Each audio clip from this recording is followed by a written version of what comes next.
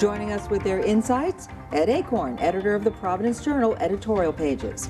Brown University political science professor Wendy Schiller, Michael Riley, GoLocalProv.com columnist and former Republican congressional candidate, and Joseph McNamara, chairman of Rhode Island's Democratic Party. If you look at the performance of the fund from 2011 to 2015, the return was 9.3%. And if we look at what happened to the S&P in January, the S&P was down 5%. The fund was down 3%. So a good fund allows you to make money when the market's strong and minimizes the risk when the market is bad.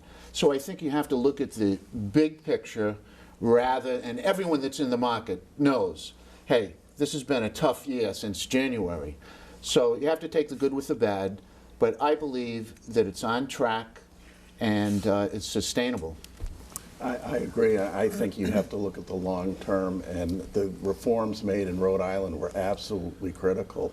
If we hadn't done that, we would be in terrible shape. And you can see other states such as Connecticut that are really reeling at this point, and it was vital that we made those reforms. No one can really argue that we had to make the reforms and we made them. The reforms right? the reforms are the other side, right? People like Warren Buffett will say that the proper discount rate is 5% or lower. It's not up to you, me, or anybody on this panel to suddenly come up with the idea that 7.5 is fine.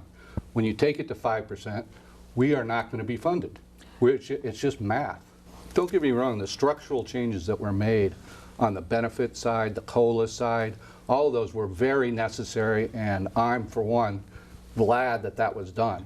But we also re-amortized a significant amount, and on the management side, we changed strategies on managing the assets, which I'm not that thrilled with.